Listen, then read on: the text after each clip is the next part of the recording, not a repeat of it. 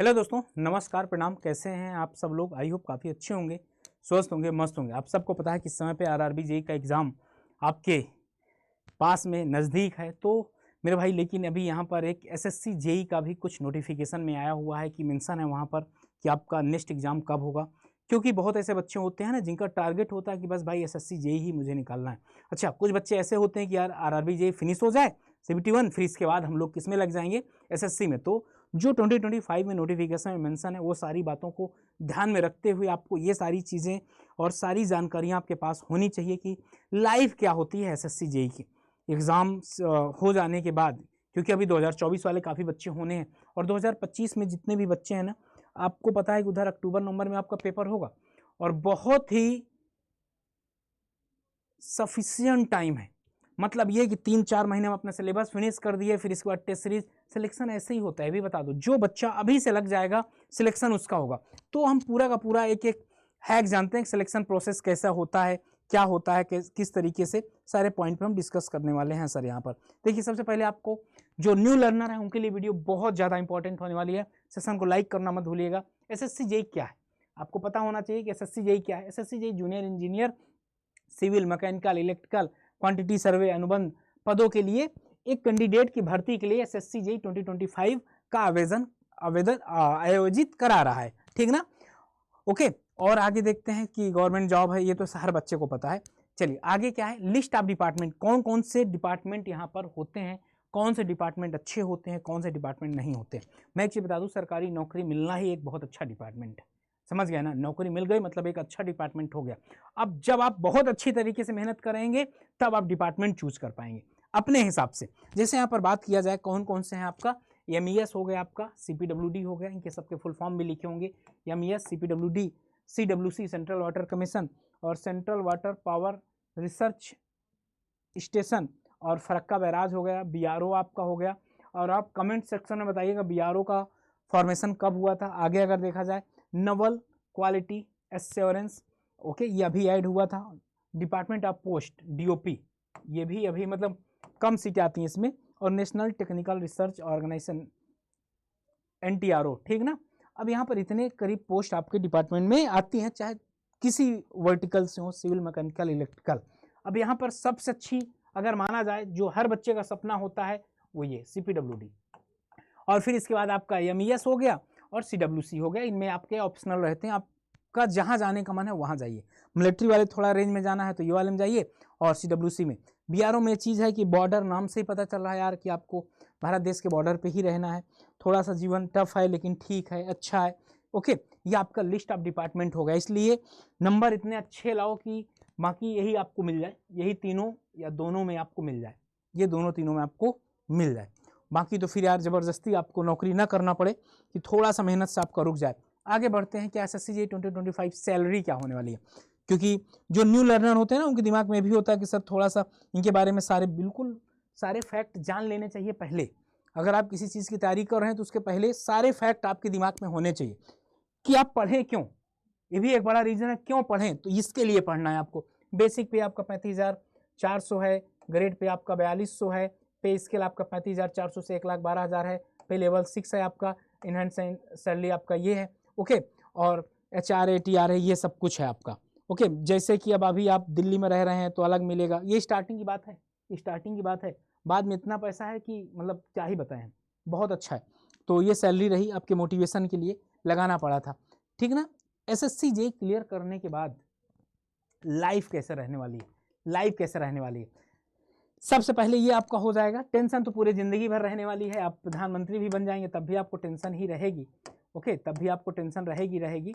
देखिए लाइफ कैसे होने वाली है, नो मोर जॉब हंट, ठीक ना? और इसके बाद हैप्पी पेरेंट, मतलब घर वाले भी, सिंपल सी बात, नौकरी मिल जाएगी, घर वाले भी खुश होंगे।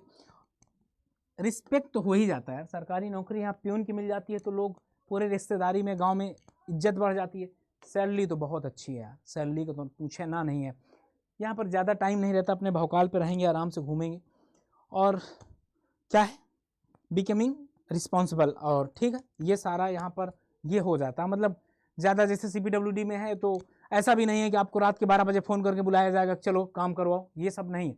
आपकी जो अपना टाइमिंग है 9 से 5, वो अपनी टाइमिंग रहना, 10 से 6, वो अलग अलग डिपार्टमेंट अलग अलग डिसाइड करता है। ठीक, नौकरी भी बहुत अच्छी है यार, मतलब बहुत ज़्यादा टेंशन वाली नौकरी नहीं है, आराम वाली नौकरी भी है और बढ़िया है।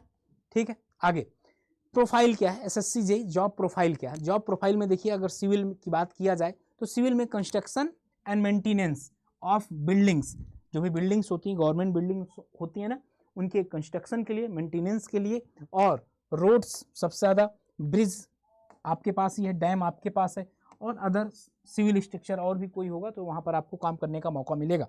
सुपरविजन भी आपको, जो काम चल रहा है काम से रिलेटेड, उसका आपका सुपरविजन भी करना, जैसे वाटर सप्लाई हो गया, सीवेज हो गया, अर्बन इंफ्रास्ट्रक्चर हो गया, ओके, ये भी आपको काम करना है।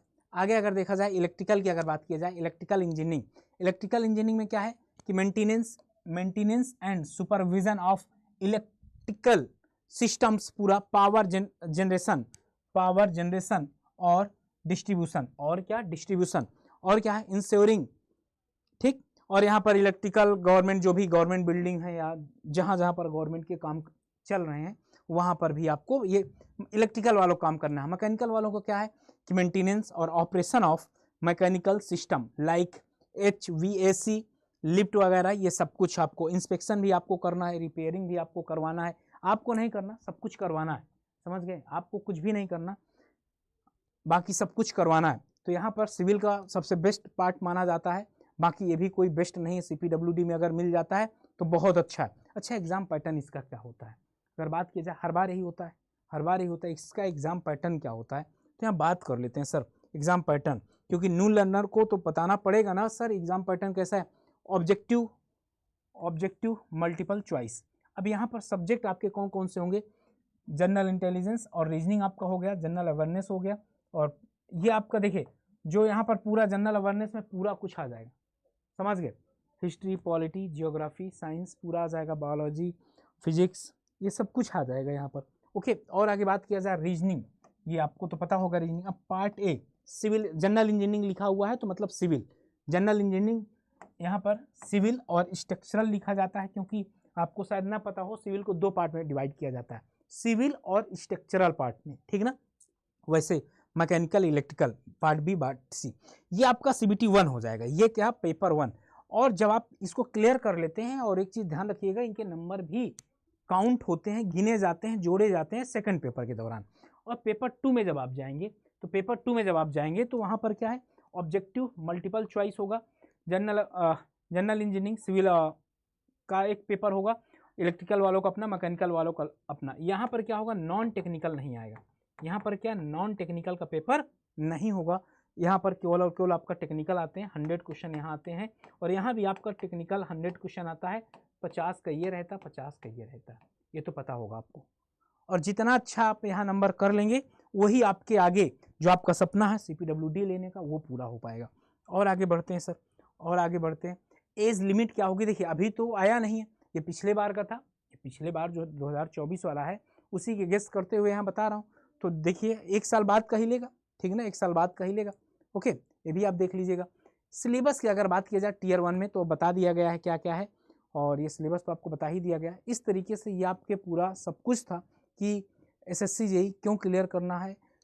जॉब बहुत अच्छी, मैं बता दूं, कभी भी आप किसी से मिल लीजिएगा जिनका सिलेक्शन CPWD में हुआ हो, आप एक बार मिल लीजिएगा, लाइफ मतलब आपका एक मोटिवेशन गोल सेट हो जाएगा कि मुझे ये अचीव करना ही करना है, और बाकी सारी इंक्वायरी यहाँ पर आपको मिल जाएगी।